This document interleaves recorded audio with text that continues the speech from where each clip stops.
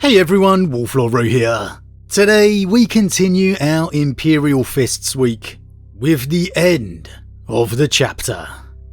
Spoiler warning to begin, as the events we're discussing today are from the Warhammer 40k stories I Am Slaughter by Dan Abnett and Predator Prey by Rob Sanders. As always, I really recommend you read the stories for yourself first without spoilers, as that's the best way to enjoy the lore for yourself. But with that said, let's waste no time and just jump straight in. Now, yesterday we kicked off Imperial Fist Week by discussing the monumental moment the Imperial Fists left the throne world. The first time since Rogel assumed the role of Praetorian of Terror that there was not an Imperial Fist defending the palace. And today's conversation is continuing on from that theme, so if you missed yesterday's discussion, I definitely recommend giving that a listen first before continuing. However, so it was. 1500 years after the heresy, the Imperial Fists Chapter was engaged upon the world of Adamantua in virtually full force. They had acted on the urging of the Inquisition, a still relatively young power within the Imperium at this time, because the High Lords, as ever, were ignoring the real issue.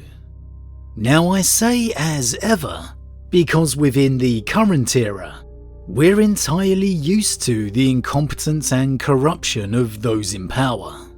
However, in truth, back during this time, that was really the first time the High Lords had been this way. A slow, gradual degeneration over the centuries since the death of Lord Commander Guilliman. However, despite the Imperial Fists Chapter gathered in virtually full chapter strength, the battle before them was incredibly tough, and the Inquisition continued its attempts to manipulate the High Lords to act. Particularly head of the Imperial Navy, High Admiral Lansung, to support the Astartes. However, it didn't work as intended, and instead Lansung coerced his fellow High Lords of Terror into sending out the reserves of the Imperial Fist Chapter, those remaining upon the phalanx, and those who historically manned the walls of the palace. Lansung would merely send a token force to escort them, a PR move to embolden his own glory. A High Lord marshalling an entire chapter, first founding no less, to war. However, it would all turn out to be a disastrous mistake. During the course of the battle against the Chrome Xenos, the world of Adamantua began to be ravaged by strange gravitic explosions of a kind, devastating the world below and above. The Imperial Fist fleet in its entirety would seemingly be annihilated by these eruptions, and the same for the forces below, desperately attempting to fight a battle against unlimited numbers in this world-ending scenario. So by the time the Navy arrived with the Imperial Fist reserves, there was seemingly no sign of their fellow chapter. No sign of the fleet, and unable to get accurate readings off the surface, the Imperial Fist reinforcements descended to find, and as they believe, aid their fellow embattled brethren. After searching the surface, they would find barely a handful of survivors, and it was just in time for the Orc Battle Moon to teleport into orbit, the true cause for the gravity eruptions. It was the end of a first founding chapter, arguably the first founding chapter, at least as far as Terror was concerned. And there's a small passage within the novel I Am Slaughter that really echoes the impact of the situation. Terror's greatest champions were about to be rendered extinct, and the gates and walls of eternal terror were to be left unguarded. The enemy was already inside, terrifyingly close to the core. Stupidity had led to this. Strategic carelessness, the vain ambitions of the High Lords, and the complacency of veteran warriors who should have known better. When you consider that this is the Imperial Fists we're talking about here, you feel that impact. You feel that end of a legacy. It's almost unbelievable in a way that this could happen to a first founding chapter, as if they have some magical shield over them to prevent it from happening, that their reputation alone should make it impossible. I mean, they survived the heresy, so surely they can survive anything else. It feels that way, but it's just not a reality. The first founding chapters, while bearing a proud name and legacy, in truth are exactly the same as any other chapter out there. Equally as powerful, but still equally as vulnerable. As the Imperial Fists Chapter would learn here. Never had a first founding chapter come so close to losing its legacy. I want to know how Rogel would react to this. If he ever returns, we've got to see him reading and reacting to this portion of his chapter's history. Yet of course, the Imperial Fists Chapter would survive. Right? I mean, they're still around now. Well, after the distress calls had faded, and the Orc attack moon disappeared as quickly as it arrived, a Mechanicus survey vessel entered into the system. Part of the Mechanicus's secret objective to acquire and replicate the Orc technology. The Fabricator General already fully aware of the Orc's advance, and determined to learn the mystery of this planetary teleportation. In fact, keeping it entirely secret from the rest of the Imperium. And this Mechanicus vessel had ignored the opportunity to evacuate chapter survivors, remaining located on the system's edge, listening to all the distress calls coming out, dedicated solely to their salvage objective. And as heartless as the Mechanicus can appear to be at times, like it is here, there was actually some dissension aboard the vessel at the notion of refusing to help their Imperial allies when they were able. This objection was namely from Magos Urquidex, who was chided for giving in to his biological sentimentalities.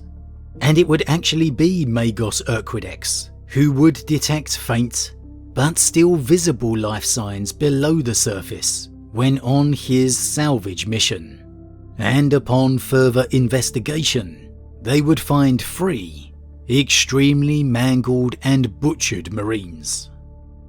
A yellow pauldron was visible through the stretched surface of one cocoon. The markings were clear, even through the membrane.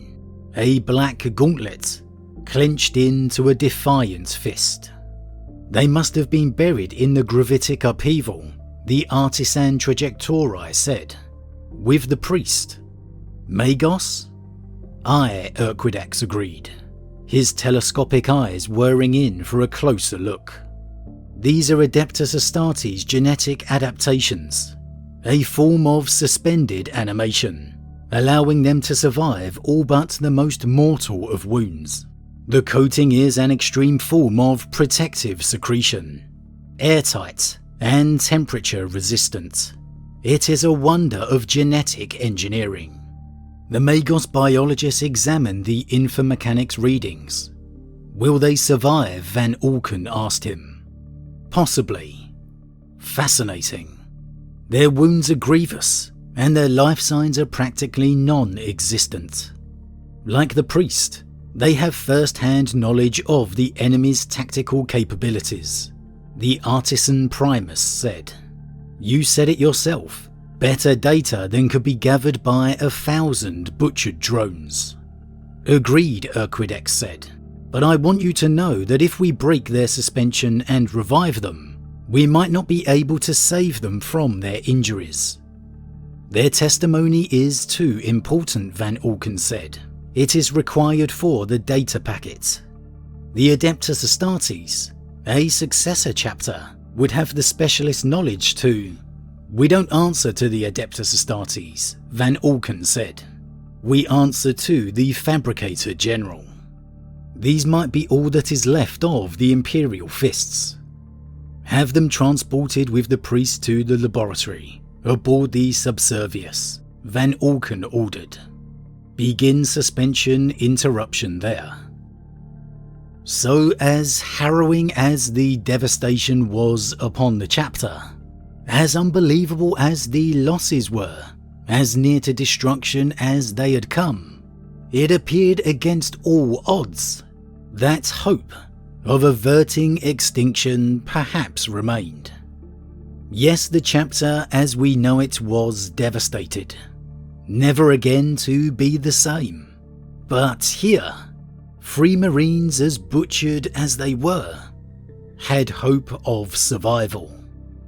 Only for this all to be threatened, ignored, severely risked by the inhumanity, the selfishness of the Adeptus Mechanicus. "We don't answer to the Adeptus Astartes," Van Alken said. "We answer to the Fabricator General." A first founding chapter, teetering upon extinction, with the barest possibility of survival, no matter how slim, and it simply doesn't matter to the Mechanicus. What a heresy that is. This whole interaction is an eerie mirror to the years of the heresy to me. The Mechanicum, as they were then, seemingly bitter at the Imperium, seeking to place its own interests over the Treaty of Olympus, and the small voice of opposition within, the voice that realizes, honors that tie to the Imperium, to the Emperor. Can you imagine the uproar if word had escaped here of the Adeptus Mechanicus' forsaking the opportunity to save the Imperial Fists, risking their destruction?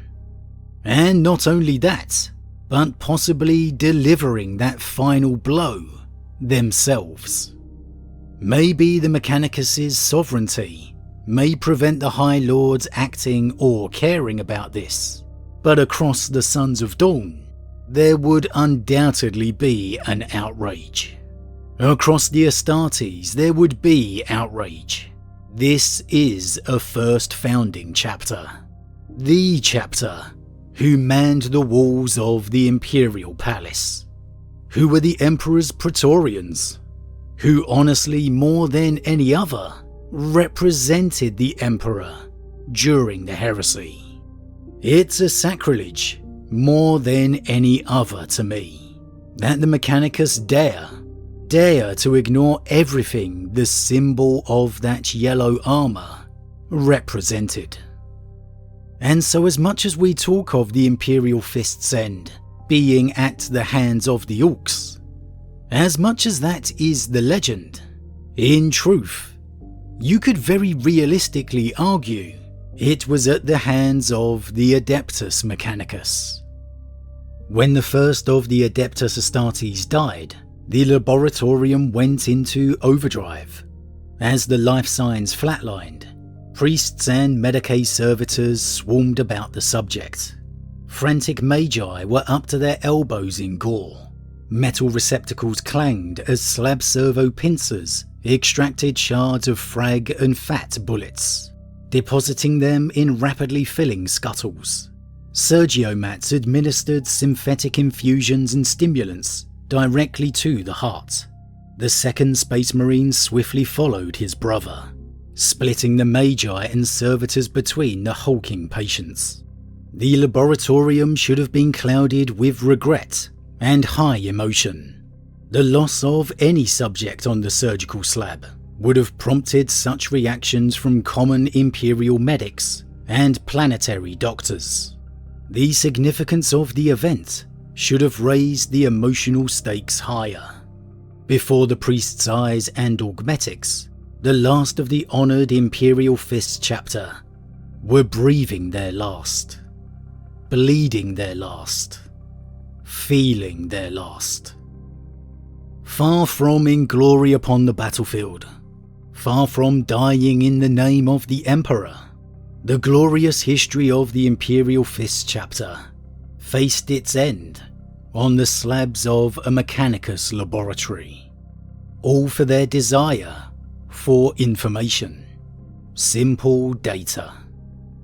And that word here, should have been clouded with regret, should have raised the emotional stakes higher. It absolutely should have, yet of course it just doesn't.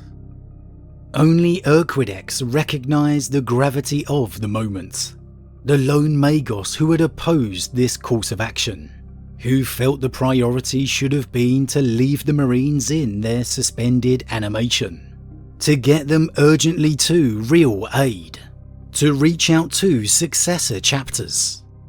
But it's as the last Marine's life signs give out, as the Marine dies in Urquidex's hands, he can't help but vocalise his reaction, that tie to humanity still within. Record the time, date and location, accounting for galactic drift and chronodilation. Nobody will ever know, but we just slaughtered the last of the Imperial Fists on our surgical slab. Again, Magos, Van Alken told him, you must learn to govern your sentimentality.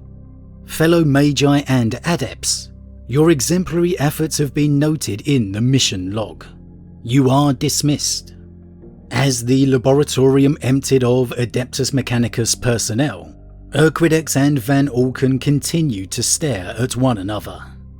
What did we learn? The artisan trajectori demanded. Urquidex deposited his stained surgical towel in an incinerator chute. That the Adeptus Astartes chemical therapies and implants were doing a better job of preserving the Imperial Fists than our surgeries, infusions and cybernetic transplants. You think me wrong to insist on your efforts? Absolutely, Urquidex told him. And I would like my objection noted in the log. This was the end of the last Imperial Fist. This was how the sons of Rogel Dawn died, thanks to the arrogance of the Mechanicus. It's a real somber moment, for a variety of reasons, and I don't think I can sum it up any better than Urquidex did. Nobody will ever know, but we just slaughtered the last of the Imperial Fists on our surgical slab. You can feel his disgust here. You can feel the weight of the moment in his reaction. How simply appalled he is to be a part of it. Yet there's nothing he could do, except try his best to save the Marines. Make his objection noted. Urquidex was most likely the sole Magos striving to save the free for the good of the chapter, for what they meant to the Imperium. So I guess at least, in a small way, at least there was someone there to recognise the passing of these heroes, to honour what the chapter meant. But let's be real, it's not enough. It's not right. It's a sacrilege for a first founding chapter to end this way. No matter who it is, any of them, none of them should have this kind of ending. And as much as I'm a Space Wolf guy, as much as I love the Scars, the Angels, Ultramarines, all of them, somehow it just feels all the worse, knowing it's the Imperial Fists being treated this way. I don't know why. I don't know how to explain it, but it just somehow feels like they of all, the Sons of Rogel, the Praetorians of Terror, deserved more.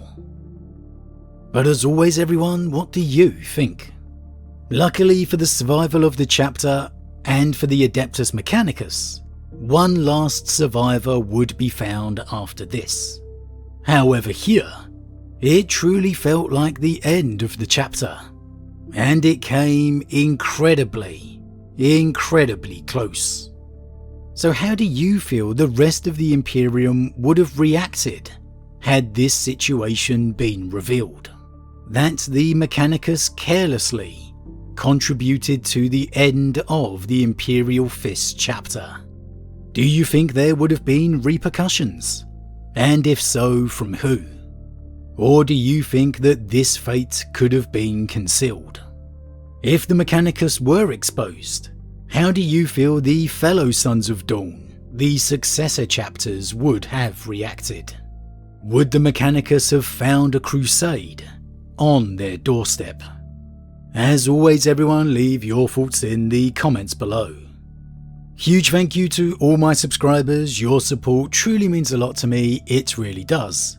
If you're new, please consider subscribing to help the channel grow. And if you enjoyed this particular vid, then why not drop a like on it too. But with that said, I am off, and I'll see you all again tomorrow as our Imperial Fist Week continues.